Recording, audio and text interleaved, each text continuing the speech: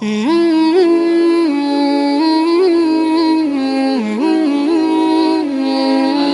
ini mengajarkan kepada kita bagaimana membedakan atau mengidentifikasi diri terkait kita masuk di golongan hamba Allah atau kita masuk di golongan budak-budak dunia. Inna Allah yuhibbu alladhina yuqatiluna fi sabilihi saffan ka'annahum bunyanun marsus. Kemudian hadirin yang dimuliakan dan dirahmati oleh Allah Subhanahu wa taala. Perbedaan yang kedua antara hamba Allah dan budak dunia bisa dilihat dari perbedaan sikap terhadap takdir Allah dan musibah-musibah Allah. Ini perbedaan. Perbedaan sikap terhadap takdir Allah. Perbedaan sikap terhadap keputusan Allah untuk dirinya, untuk keluarganya, untuk masyarakat di sekitarnya, bahkan untuk bangsa dan negara. Ini berbeda antara hamba Allah dan hamba dunia. Di mana perbedaannya? Kita lihat, pertama kita lihat orang beriman dulu. Hamba Allah dulu, bagaimana sikapnya dia terhadap takdir. Orang beriman tidak pernah melihat keburukan dari keputusan Allah untuk dirinya. Orang beriman tidak pernah melihat keburukan dari keputusan Allah untuk dirinya. Semuanya kebaikan. Semuanya kebaikan. Dia tidak melihat keputusan Allah, melainkan melihatnya dalam kacamata baik sangka kepada Allah. Dan ini yang membuat Nabi SAW menjadi takjub terhadap kehidupan orang yang beriman. Kenapa? Tidak ada yang dia lihat dalam dirinya kecuali kebaikan dan baik sangka kepada Allah. Makanya Rasulullah SAW mengatakan, ajaban li amril mu'min, sungguh mengherankan perkara kehidupan orang beriman. Ketika dia diberikan sesuatu yang menurut mata manusia buruk, dia bersabar dan dia melihat ini sebuah kebaikan. Ketika diberikan oleh Allah kebaikan dalam kacamata dunia kenikmatan, dia bersyukur dan dia melihat ini peluang kebaikan. Sehingga semua kondisi yang dia rasakan, baik kondisi yang menurut banyak orang itu nikmat maupun kondisi yang menurut banyak orang itu keburukan, dia melihat dengan kacamata kebaikan dan baik sangka kepada Allah. Dan ini yang membuat Nabi takjub dengan orang beriman. Dikasih harta, dia tidak lupa daratan. Dikasih keburukan, dikasih ujian, dikasih musibah, tidak lantas kemudian menyebabkan dia putus asa dari rahmat Allah Subhanahu wa taala. Semua dianggap santai. Dia kalau lihat dunia dia katakan, dunia aja. Kenapa kita mau bersusah payah? Ini semua dunia. Yang ada di benaknya adalah bagaimana bersikap dengan baik terhadap semua takdir dan keputusan Allah Subhanahu wa taala. Sehingga tidak pernah kita lihat ada orang yang beriman berlebihan dalam berkeluh kesah.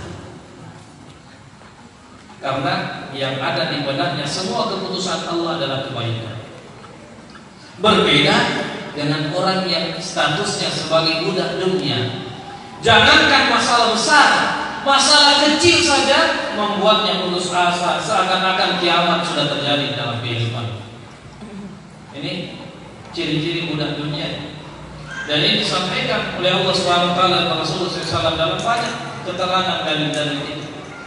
Sehingga perbedaan dengan sikap terhadap keputusan Allah bagi orang-orang yang statusnya sebagai budak dunia berlebihan di dalam menyikapi prestasi-prestasi kebaikan yang membuatnya lupa diri, yang membuatnya sombong, yang membuatnya angkuh dan merasa dirinya lebih hebat dari yang lain. Akan tetapi ketika diberikan ujian sedikit saja, dia putus asa, kehidupannya dipenuhi dengan keluh kesah, bahkan seakan-akan dia adalah orang yang paling buruk di dunia.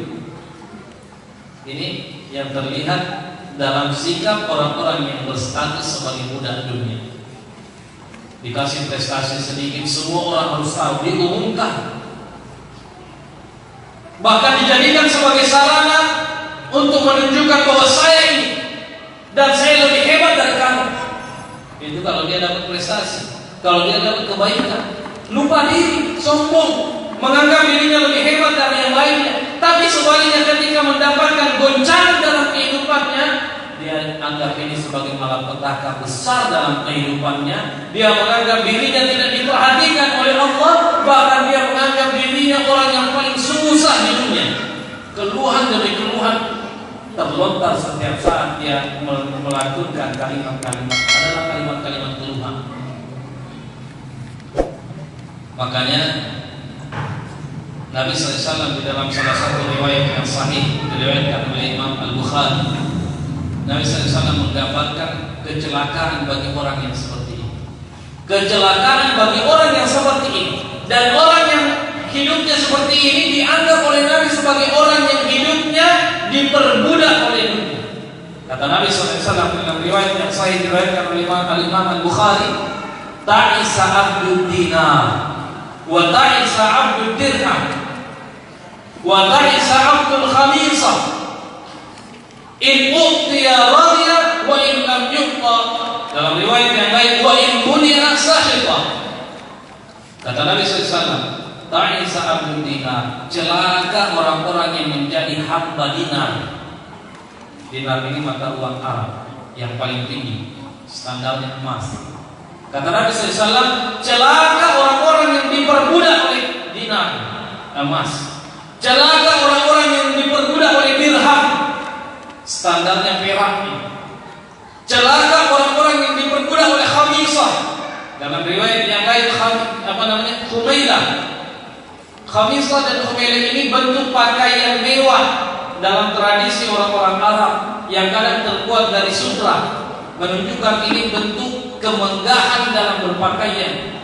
Dan kata Nabi, celaka orang yang diperbudak oleh pakaian-pakaian mewah ini. Kenapa? Kenapa mereka dianggap celaka? In uqtiya radiya. Ketika dia diberikan kenikmatan, dia ridhonya luar biasa, ikhlasnya luar biasa. Wa in munia sakhita. Tapi ketika kenikmatan itu diambil lagi, dia sengsaranya juga luar biasa. Kesenangannya diukur oleh nikmat dunia semata. Kesenangannya cuma diukur oleh fulus. Ada fulus, mulus semua. Ini istilah orang. Ada fulus, mulus. Tidak ada fulus, mampus. Nah, ini ciri-ciri budak dunia. Insah in uqtiya radiya. Ketika dia diberikan nikmat, dia ridho. Luar biasa, ikhlas sekali dengan keputusan Allah.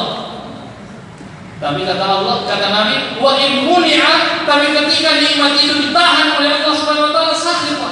Dia merasa marah, dia kecewa, dia sengsara, dia putus asa. Seakan-akan tidak ada orang yang lebih susah dari hidupnya. Padahal baru dikasih sedikit cobaan,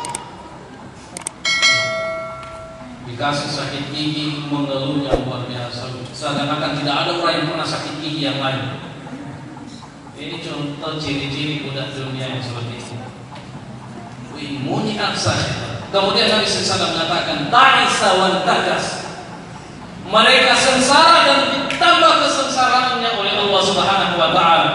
Bahkan bentuk kesengsaraan mereka itu, kata Nabi SAW digambarkan di akhir hadis ini, wa idza syika falan taqash.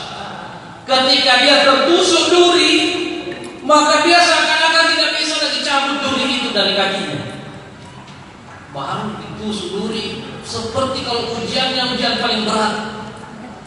Ini bentuk budak dunia. Ditusuk duri, semua orang harus tahu karena ditusuk ke duri ini. Saya orang paling celaka. Ini ditusuk duri. Mengeluhnya luar biasa. Padahal ada orang ditusuk paku biasa-biasa saja. Bahkan ditusuk dengan tusukan yang lebih besar, dia biasa-biasa saja. Tapi karena dia memang karakternya, tabiatnya, cirinya adalah ciri orang-orang yang memang mempersembahkan dirinya untuk dunia, untuk harta, untuk uang, untuk kepentingan-kepentingan, untuk penghasilan, sehingga ketika diberikan cobaan sedikit mengeluhnya puluhan tahun. Tidak pernah dia lupa. Dikasih nikmat tidak pernah dia ingat. Besok dikasih ujian dia ingat terus sepanjang hayatnya ini. Ya Allah, ujian terus ini isinya hidupku saya. Semua dikeluhkan. Ini perbedaan antara hamba Allah dengan budak dunia. Bahkan kita bisa melihat hal ini dari sikap yang lebih umum, bahwa orang beriman dengan orang yang tidak beriman itu berbeda dalam takdir, berbeda dalam menyikapi takdir. Budak dunia, budak harta, budak penghasilan, budak kemewahan, itu kalau dia bersikap antara dunia dan akhirat, sikapnya kira-kira seperti ini. Kalau dia kehilangan sesuatu di dunia, dia meratap menangis sejadi-jadinya. Kalau dalam kondisi sekarang ini, setiap hari dia update status, aduh mati kucingku, aduh hujan lagi, dikasih kemarau terus. Cuaca dikeluhkan, pakaiannya dikeluhkan, kendaraannya dikeluhkan. Dikasih kendaraan motor, motor begini. Dikasih mobil, mobil tua. Dikasih mobil baru, mogok-mogok. Semuanya susah. Semuanya menyusahkan. Tidak dikasih penghasilan, apa sih saya dulu, tidak ada penghasilan. Dikasih 500.000, 500.000 beli sabun sebulan sudah habis. Dikasih 1 juta, tidak bisa buat beli pulsa. Dikasih 2 juta, tidak bisa beli baju baru tiap bulan. Keluhan. Tapi ketika bencana itu dari bentuk bentuknya dalam bentuk agamanya, dalam bentuk kepentingan akhiratnya, dia tidak pernah mengeluhkan itu. Tidak pernah ke masjid sholat berjamaah, biasa-biasa saja. Tidak pernah mengaji setiap hari, biasa-biasa saja. Tidak berbusana muslimah dengan sempurna, biasa-biasa saja. Masih bersentuhan dengan lawan jenis yang bukan mahram, santai. Kehidupannya penuh dengan keburukan dalam kacamata manusia. Dia tidak menganggap dan tidak mengeluhkan itu. Dia tidak menganggap ini sebagai sesuatu yang berbentuk malapetaka dalam kehidupannya. Dan ini banyak kita saksikan setiap hari. Banyak orang, kalau ada keluarga yang meninggal, nangis luar biasa. Tapi ketika ada orang yang mati hatinya atau dirinya hatinya mati, tidak mampu menerima nasihat dengan baik, tidak pernah menangis. Makanya kata para ulama, salah satu kata ulama ini, ajabatnya nas. Kata para ulama, ini sungguh mengherankan perkara manusia sekarang ini. Ya berguna firman mata jasad. Mereka mengatakan bahwa yang mengherankan sekarang manusia ini, mereka nangis sejadi-jadinya kepada orang yang mati jasadnya. Oh, meninggal kakeknya, meninggal ininya, meninggal ibunya, nangis luar biasa nangisnya. Wala yang guna firman mata qalbu. Tapi tidak pernah itu kita lihat dia menangis ketika hatinya mati. Padahal kematian hati ini jauh lebih berbahaya daripada kematian fisik. Kematian fisik selesai urusannya, tidak bertambah lagi dosanya, tidak bertambah kemaksiatannya karena dia sudah mati. Tapi orang yang mati hatinya, hidupnya masih bertambah, kebaikannya tidak bertambah, justru yang bertambah setiap hari keburukannya. Dan ini kata ulama ini, banyak orang yang menangis ketika jasadnya orang itu mati, tapi tidak pernah menangis ketika yang mati adalah hatinya. Dan ini ciri dari perbedaan antara hamba dunia dan hamba Allah dan budak dunia ketika bersikap terkait dengan ketetapan, keputusan atau takdir Allah Subhanahu wa taala.